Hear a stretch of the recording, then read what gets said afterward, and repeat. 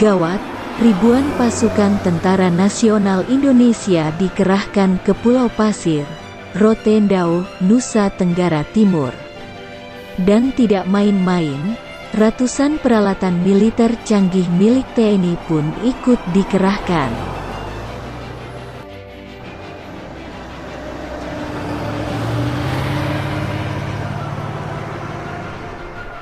Perlu diketahui tentang situasi yang memanas di salah satu pulau terluar Indonesia ini, dikarenakan adanya klaim Australia atas pulau tersebut, dan yang lebih parahnya lagi, para nelayan di Pulau Rote, Alor, dan Sabu yang sudah sejak dulu mencari ikan di pulau tersebut, kini dilarang.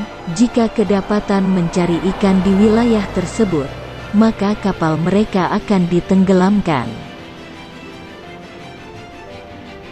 Konflik antara Indonesia dan Australia di Pulau Pasir ini cukup menyita perhatian dunia, di antaranya Amerika, Inggris, Rusia, dan Cina. Mari kita simak sejarah singkat gugusan Pulau Pasir yang diklaim Australia.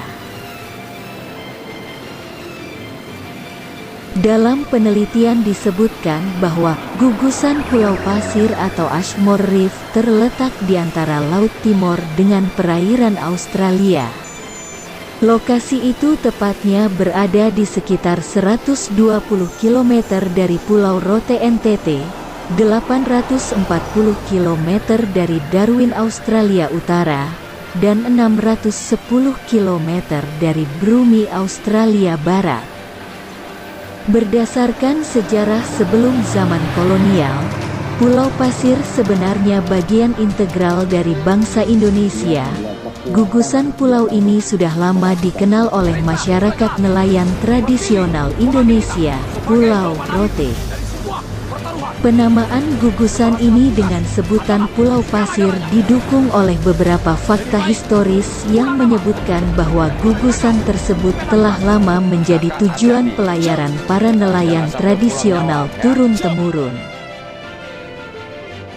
Banyak nelayan tradisional Indonesia yang beroperasi di sekitar gugusan Pulau Pasir sampai ke daratan Brumi Australia untuk mencari ikan.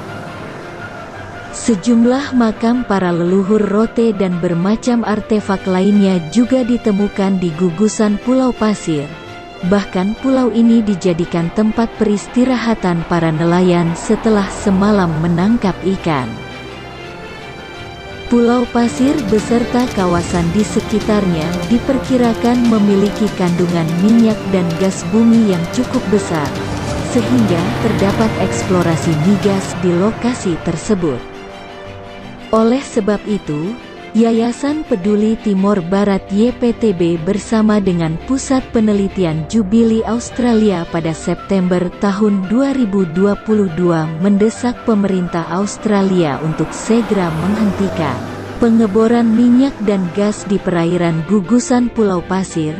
Mereka khawatir insiden seperti yang terjadi pada 2019 kembali terulang, yakni ketika kilang minyak Montara meledak dan merusak budidaya ratusan hektare rumput laut nelayan. Tak hanya itu, tangkapan ikan juga ikut menurun. Sejumlah nelayan dan anak-anak luka-luka, bahkan meninggal akibat terlalu sering terkena minyak yang mengalir hingga perairan NTT. Sejumlah kawasan lain seperti Laut Timor dan perairan di Pulau Pasir diketahui memiliki potensi gas bumi dan minyak yang melimpah. Diperkirakan jumlahnya mencapai 5.000 juta barel.